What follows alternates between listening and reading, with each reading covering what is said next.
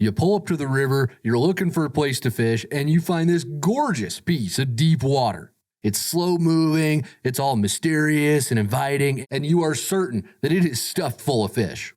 These sections of deep water, called pools, do hold a lot of fish, but if you're anything like me, you've probably spent hours casting through the same pool with little to show for it. Even if you catch 2 or 3 fish out of that pool, you've probably left it feeling like you could have done better.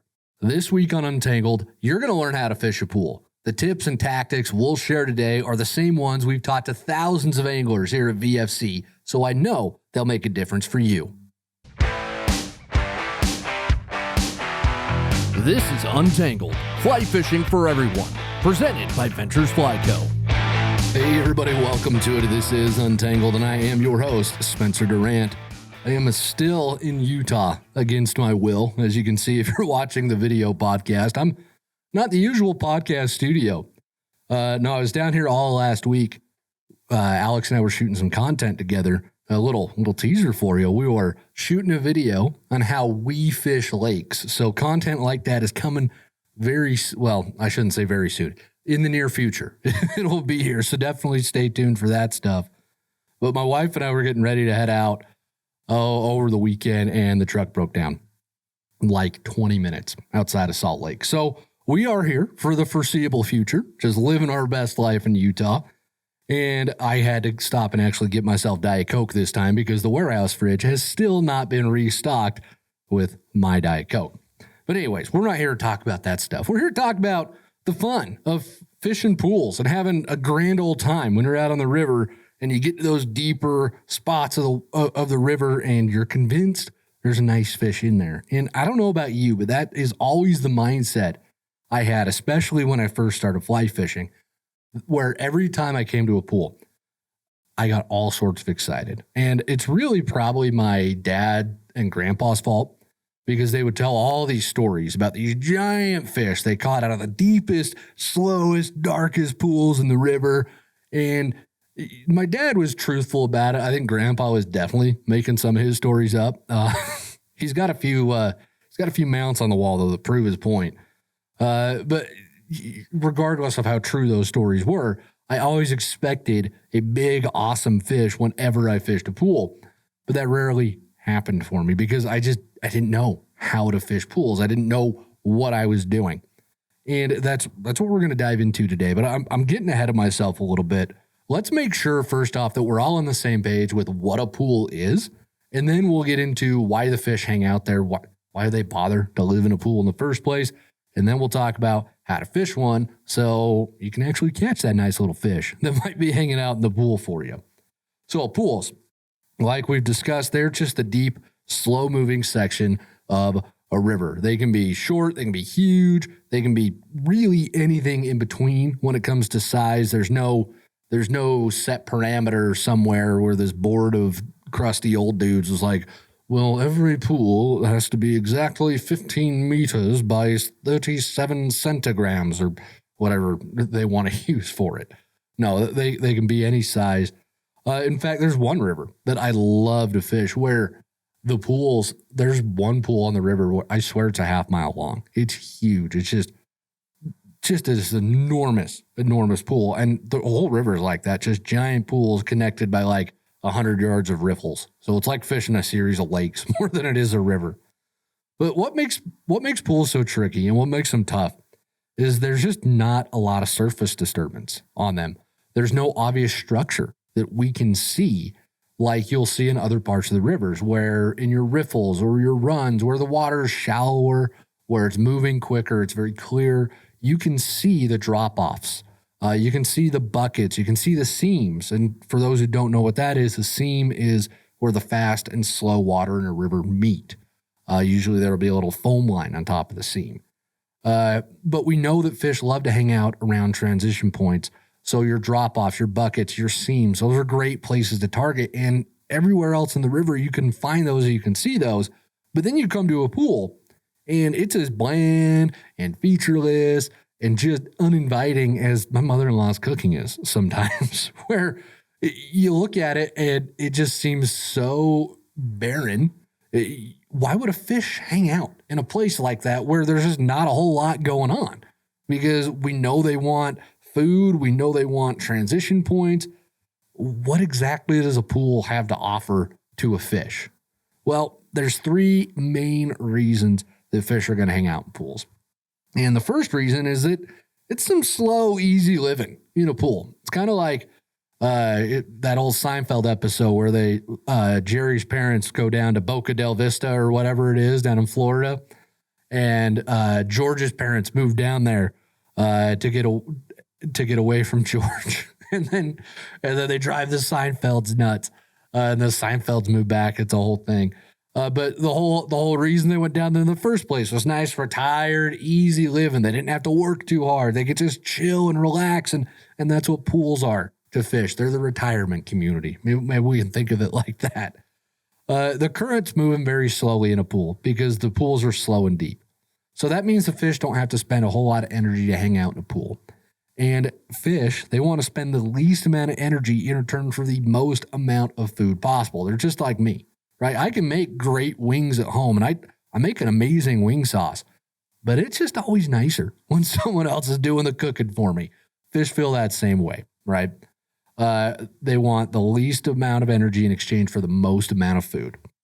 And even though pools aren't a food factory the way that riffles are, or even runs, there's still enough food in a pool that it's a good place for fish to hang out. They can make a nice, honest, solid living in a pool if they really need to. And if you're unfamiliar with what a riffle is or a run or any of the other features in a river where fish hang out, we've actually got an ebook that goes into detail on all of the water types in a river. I'll link that in the show notes, or if you're watching the video podcast, I'll link that right here on the screen for you as well. So that's the first reason that fish are going to hang out in pools. The second reason is protection. Okay, protection from the ospreys. Okay, the nice thing is there ain't no protection racket. Okay, they don't got to pay no dues to the osprey mafia. No, they can be safe there. All right, you think Billy Bob Brown Trout is really gonna go post up somewhere where Ma might get ate by an eagle? No, because what if something happens to Ma? Who's gonna make his spaghetti, huh? Yeah, in another life, I totally could have been a gangster, right? No, all kidding aside, pools are nice and deep, so they provide a lot of protection from overhead predators like ospreys and eagles, like anglers or those bushcraft guys who wear flannel and try to fish with spears because that's how their forefathers did it or whatever. Fish are protected from all of that in a pool because usually in a lot of places, the deeper the pool is, it's harder to see down at the bottom. So they've just got all of that protection from not being as visible as they would be in shallow water. And then on top of that, if they're so much deeper, the birds of prey can't get to them, and it's harder for us to get to them as well. So they feel very secure, very safe in a pool. And the third reason that fish are going to hang out in pools is helps them get out of the heat, okay? Because pools will have a lot of nice cold water at the bottom, and fish like that water that's in that about 40 to 55-ish range. That's really their sweet spot. So during the summer, especially, if the rest of the river is getting a little warm, fish will congregate at the bottom of pools to get away from that warmer water because the warmer water actually has less dissolved oxygen in it than the colder water. And then during winter, it kind of flips a little bit. Pools are one of the only places in the river that has consistent bug activity because aquatic insects are going to quit hatching in the riffles and the runs from about late fall to early spring. So the fish are going to follow the food. And the food is most present in your pools and your deep runs. And it's mostly going to be your midges, your scuds, your sow bugs, and your worms that they'll dine on during the winter. So that's why they'll hang out in pools. We figured that out, but how the heck do you fish them, right? Again, we come back to the fact that you pull up to the pool and it's just this giant featureless disc. There's nothing going on to tell you where to fish. Well, what do you do? Well, the solution's pretty simple, as most things are in fly fishing. And this method is the same one that I used when I was guiding. It's what we teach here at VFC. So it's going to help you out.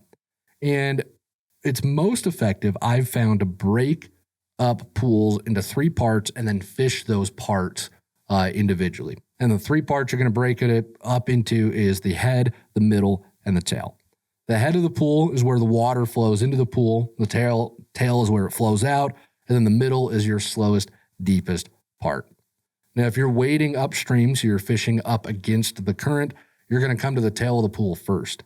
And that's where I want to fish first when I'm fishing pools, even if I'm not wading upstream, even if I'm just like I come in, I'm walking down to the river and I come to a pool right there, I'll still start at the tail. That I like to start out at the tail because it just makes logical sense in my head to progress that way through the pool. The tail is a great spot to focus on because the tail is going to shallow up a bit because you've got the head where it's shallow, the middle where it's really deep, and it's kind of like this cup shape, right? Where it goes shallow, deep, and then back to shallow with the tail. So you've got the tail shallowing up a bit, the water speed increases, and all that combines to create this transition point. And then on top of that, all the water is flowing out of the pool in one spot, so that funnels all of the bugs to one area. So the fish will stack up in the tail, and yeah, they've got to work a little bit harder because the current's moving a little bit faster, but there's a lot of bugs because all the bugs in the pool are getting funneled right there to the tail. And I actually love fishing the tail because the water's moving quick enough that the fish usually don't have time to be super picky and bust out their magnifying glass to look at your fly and really inspect it.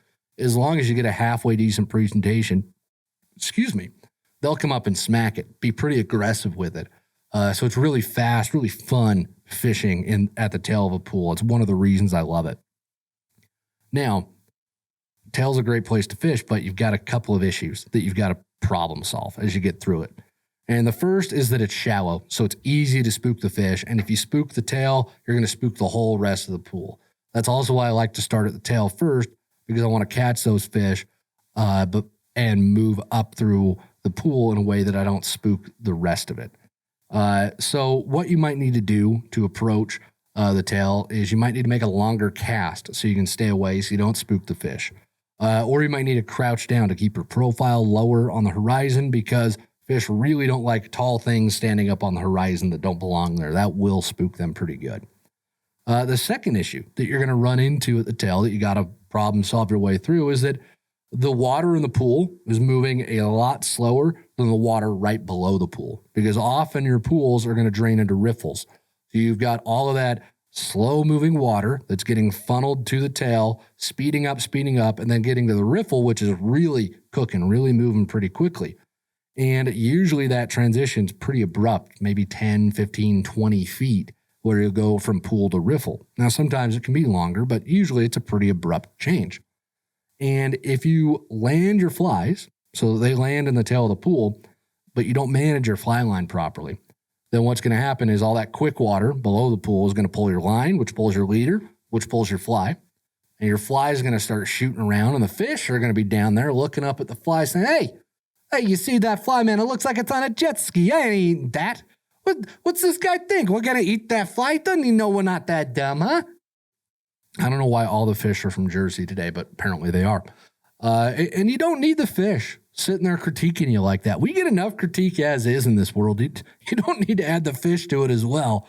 So the solutions you've got to working through the tail this way is you can high stick it, where all that means is you lift as much of your fly line and leader off the water as possible so that you have almost no drag and just hold everything up nice and high, let the flies drift down through it, and then there's no drag that way. But depending on the pool, you might not be able to. It might be too big. The tail might just be too large for you to effectively do that. So what you might need to do is you might need to move to the side of the tail and cast at like a 45-degree angle upstream and make a reach cast, which is a cast that lands all of your fly line above your fly. So the fly is the first thing that drifts down the water, eliminates some drag that way.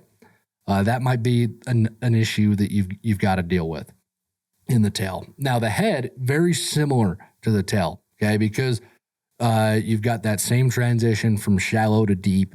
But the nice thing is in the head, you don't have the fast water below you pulling on your fly. So you don't have to worry about that, but you still have a lot of complex currents in the head, which can cause some side-to-side drag. You can get some hydraulics or just some weird little seams that can pull flies side to side. So it's very important at the head of the pool to make sure that you're landing your flies, your fly line and your leader all in the same line so that you can get as drag-free a drift as possible.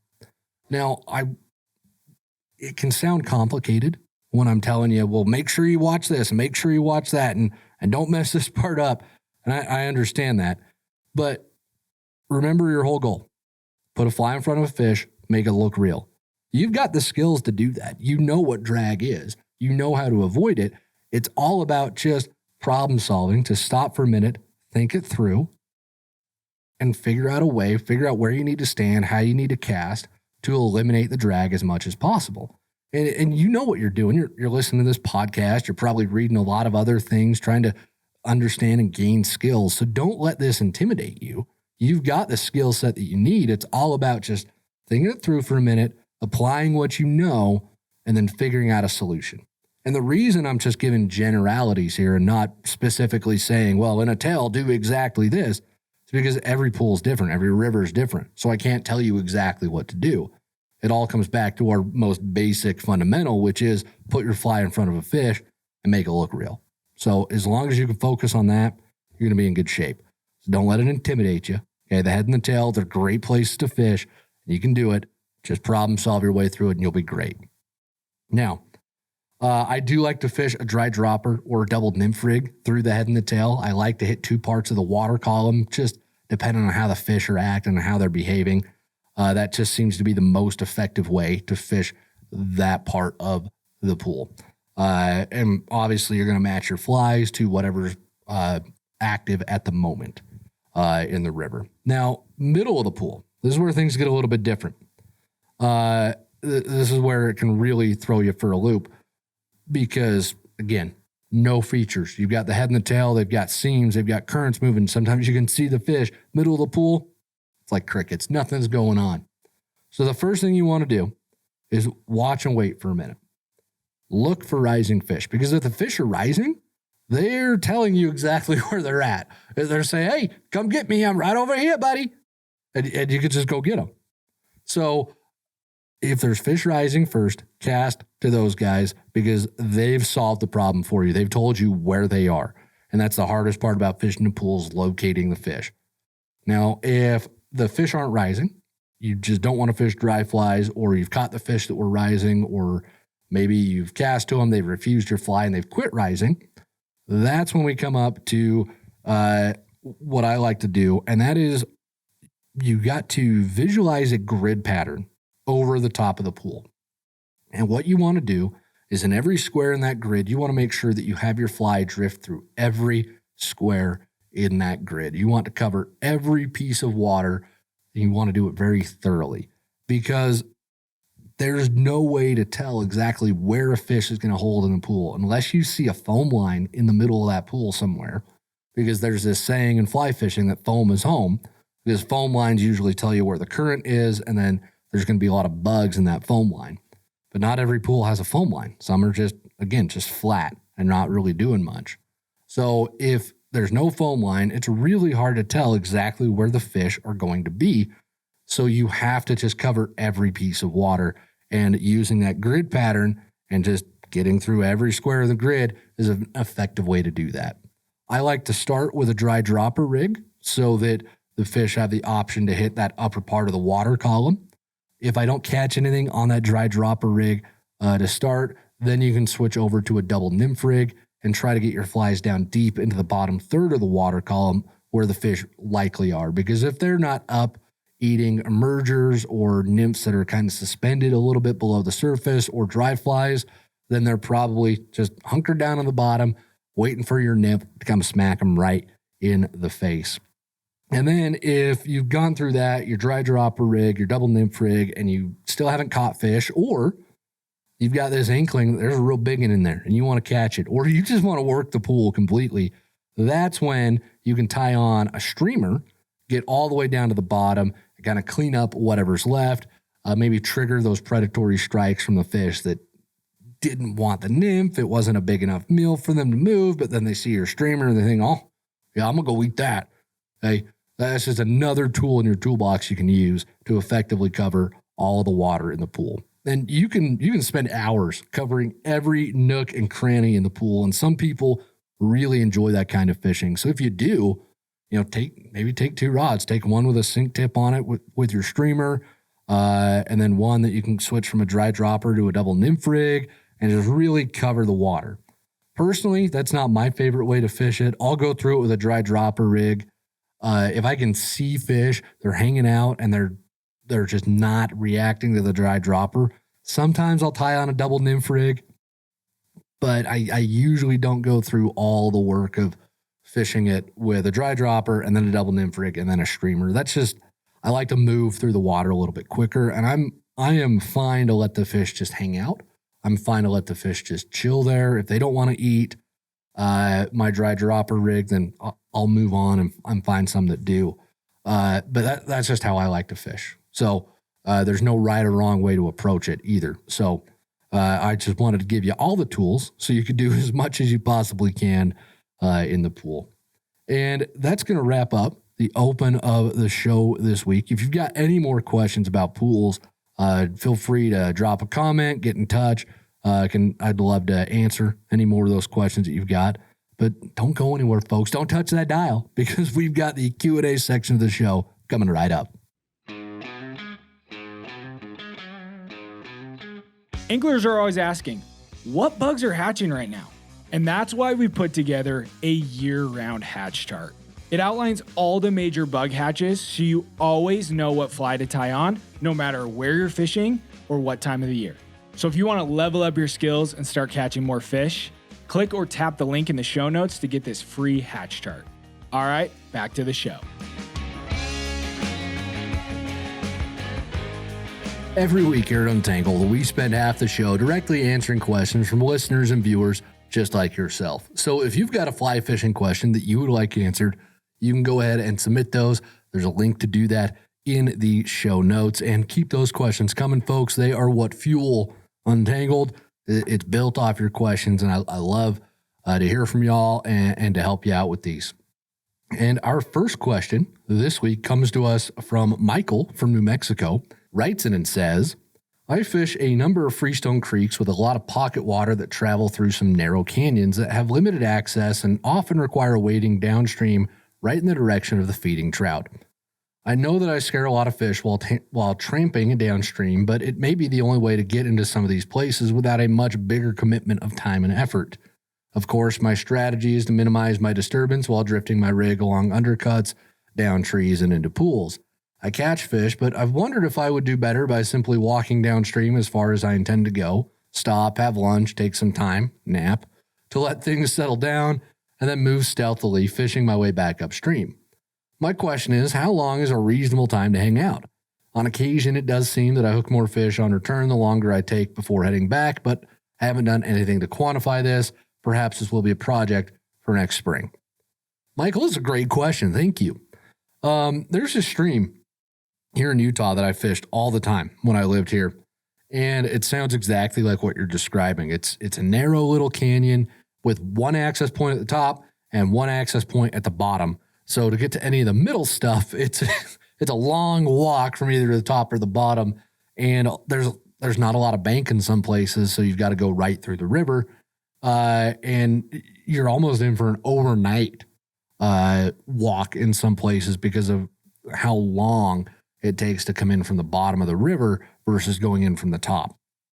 So in this case, your idea of just taking a bit to rest the river that you've walked through, that's exactly the thing that I do. I'd say it's the correct idea. I'd say it's the best play. You certainly can fish as you go downstream, like you mentioned. And I know a lot of folks ask about, should you always fish upstream or should you fish downstream? And when we're talking about trout streams, and I think just trout in general, unless you're fishing wet flies, you're swinging soft tackles or streamers, to me, it always makes sense to work upstream because you're behind the fish. And that's in the zone where they have the worst vision is directly behind them. They can see great in front of them. So especially if they're rising to dry flies or if the creek's just not all that deep and they can see you coming from upstream, you're just going to scare a lot of fish. You're not going to catch near as many. Now, there are a few studies out there, but none of them are all that scientific about how long after being hooked it takes a fish to eat a fly again. The rule of thumb is that it's about a half hour, it seems, usually if the pool has been disturbed or if you've hooked a fish, usually about a half hour before they'll eat again. And I think that's pretty similar to when you're walking down the river and spooking the fish. I'd want at least a half hour break because then by the time you've waited a half hour at the bottom pool, you've probably given the upper part of the river at least an hour's break, if not longer, based on how long it took you to get down there. And that's plenty of time for fish to go right back into their feeding habits and feel safe and secure again. I mean, just last week I was out fishing and I went to this one stretch where the dry fly fishing had been excellent. I wanted to fish that stretch again, but there were a bunch of people in it. So I went upstream for a minute. I fished for like an hour, and then I drove back downstream to that dry fly section, and the people were gone. I have no idea how long they'd been gone, but they weren't there anymore. The fish were rising again, so I just went ahead and fished it, and I did really well. Caught some nice fish on dry flies. And I'm assuming they'd probably been gone for a half hour because the fish were rising again. They didn't seem all that bothered. So I think that same idea correlates here where they'd been rested for enough time that they got back into their usual habits. So whether you're waiting to fish something someone else just fished or something that you've walked through yourself, I think about a half hour is a great amount of time to wait and let the fish feel safe and secure again. So I really appreciate that question, Michael. Thank you so much for sending it in.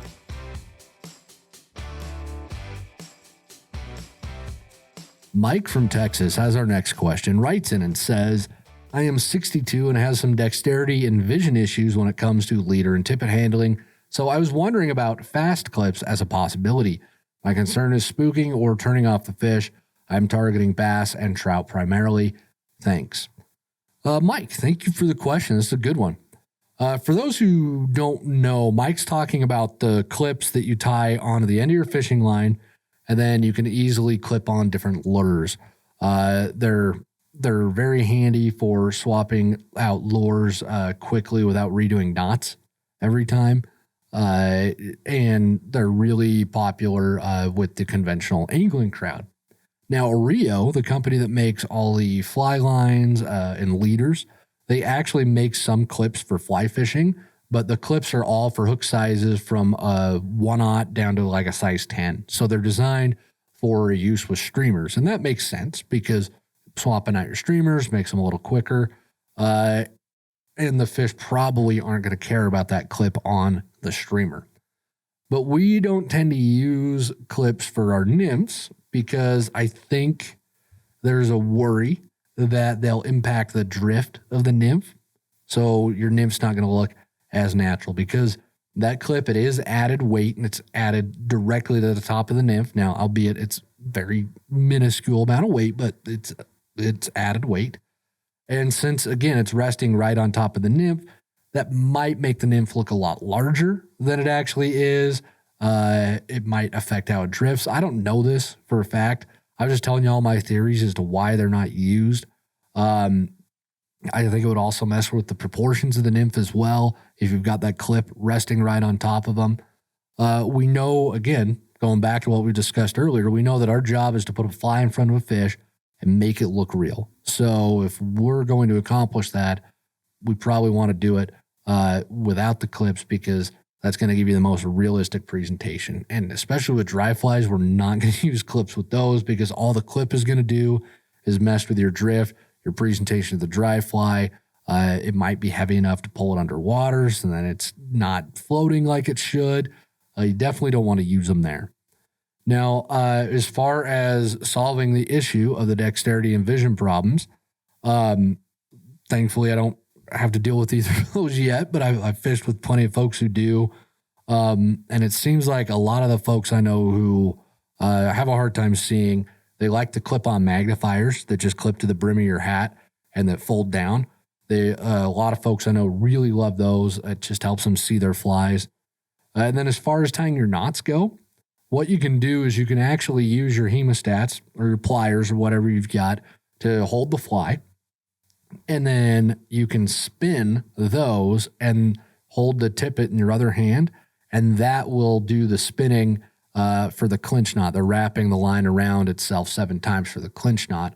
Then, again, all you have to do, you've got the fly being held in the pliers. So then you can use both hands at that point to guide the tippet through, back through itself and pull that clinch knot tight. So I know a lot of folks tie their knots that way, and that might help as well with some of the dexterity problems. So short answer to your question, I would not use the clips except for with my streamers. I think they're just going to have a detrimental effect on the way that your flies look and drift through the water. But thanks for the question, Mike. Appreciate you sending it in.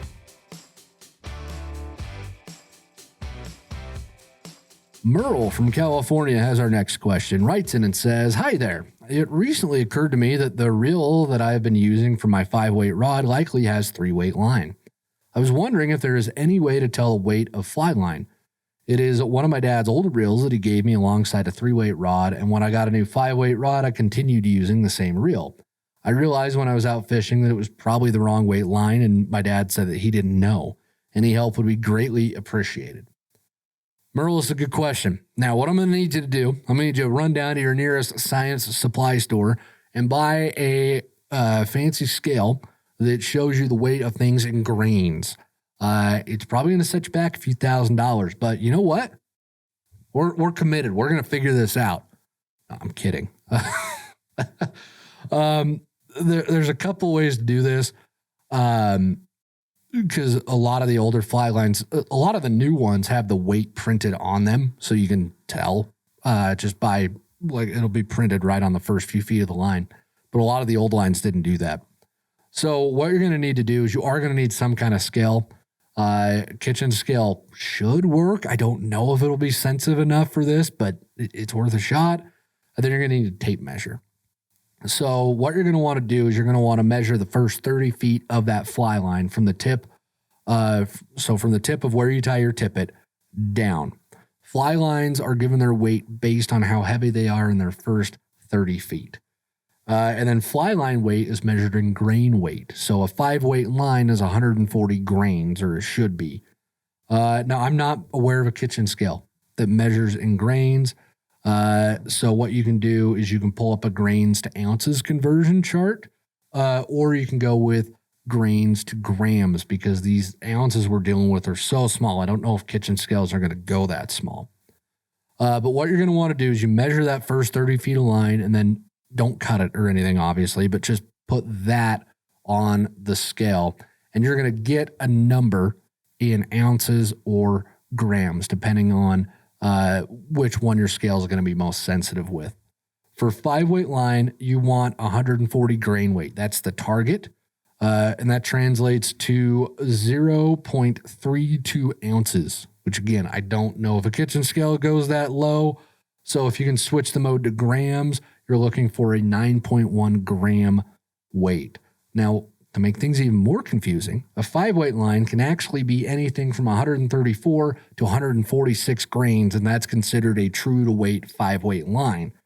According to the American Fly Fishing Trade Association, which is the body that sets all of our grain weights. I'll throw a link to their line weight chart in the show notes for anyone who's interested. That's going to be your best bet to figure it out.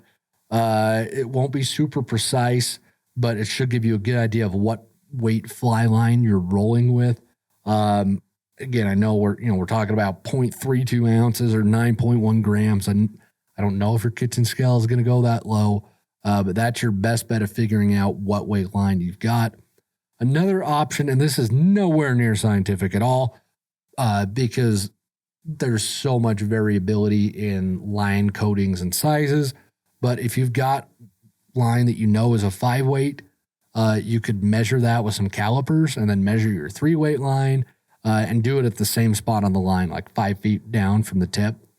And again, that might not help, but if they're close or really off, that's another way to maybe figure it out, but I wouldn't really rest on that. But if you're really curious and just want to know, that might be another way that'll work for you. So hopefully you can figure it out.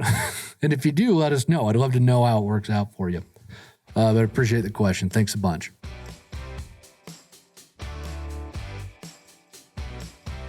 Eileen from New York has our next question, writes in and says, my question is about wading boots. I fish streams in upstate New York and the Catskills. My local creek is fast moving and strewn with large rocks, submerged and otherwise. I'm a very tentative wader as the currents are strong. I'm in my 60s, although in good shape, and I've only been fly fishing for a few years. I use felt-soled boots without studs. I recently bought a pair of rubber-soled boots and added studs to them with the intention of using them this winter.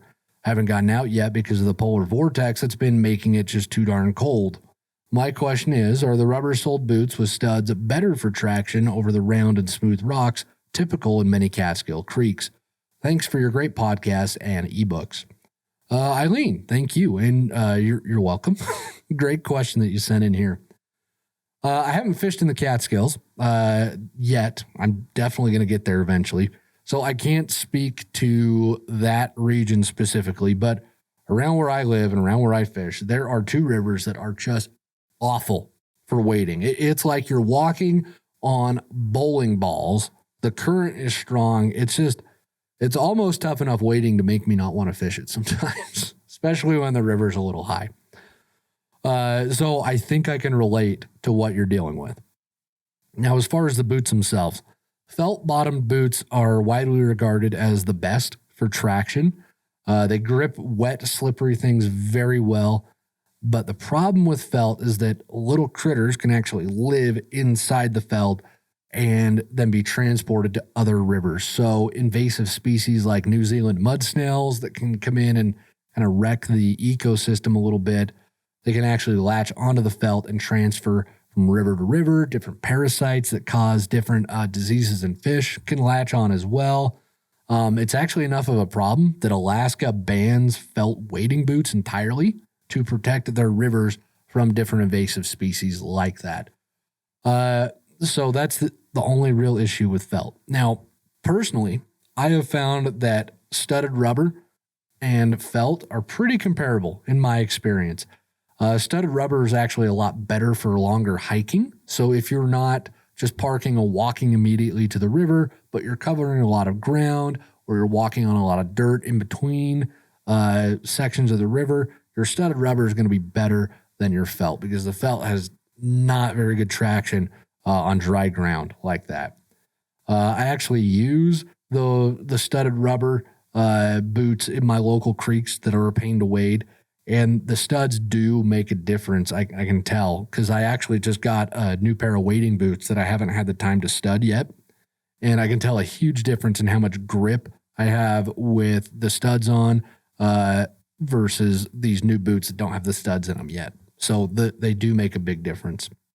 So long story short here, I think that studded rubber is going to be just fine. But you can also look at studded felt if you really want to go that far. I know a few folks who swear by studded felt. That really is going to give you some incredible traction. And as long as you can wear felt in your local streams, that might be your most stable option. Now, I've never used studded felt personally, but again, I know folks who have. They love it and they swear by it. So that might be your best bet for the ultimate in traction. But I appreciate the question, Eileen. Thank you so much. And with that, folks, we are going to move on to the Live Real Life moment of this week's show. Every week, we end the show by sharing a story and pictures from folks who are out on the water living real life. I love to hear your stories and see the pictures and see what's going on with everybody out there in the VFC community. So if you've got a Live Real Life moment that you would like to share, you can go ahead and submit those at the link in the show notes. And this week's Live Real Life moment is from Christian, who writes in and says, I've been fly fishing for about a year now and wanted to venture into the world of tying my own flies. I've been unsuccessful so far until last week when I tried out some size 14 chubby Chernobyls and was able to land a brook and rainbow off of one of my own flies. feels like a full circle moment for me, and I'm feeling very proud of it. Thanks for everything y'all do with the podcast and giving us beginners so much advice, tips, and tricks. Oh, Christian, thank you, and congrats. That is so much fun. The first, you will never forget the first fish that you caught on a fly you tied yourself. It really is a full circle moment, like you just said. It's a very fulfilling experience to have. That's just really cool that you got to have that. I'm stoked for you. And I definitely encourage folks, give tying a try at least once. Just see if you enjoy it, because there is something really cool about catching a fish on a fly you tied yourself. Thanks again, Christian. And with that, folks, we're going to wrap up the show this week. Thank you so much for being here, listening to the entire thing. Matters more to us than we can say. And if you haven't already, please make sure that you rate and subscribe to the show wherever you're listening to it, because the more ratings and subscriptions we get, the more folks we can help live a real life, which is our entire goal here at VFC. And speaking of living real life, get out on the water, go have some fun this week. I think there's probably a little bit of great pre-runoff fishing left before the rivers are just blown out. So go take advantage of it. And until next week, everybody, live real life.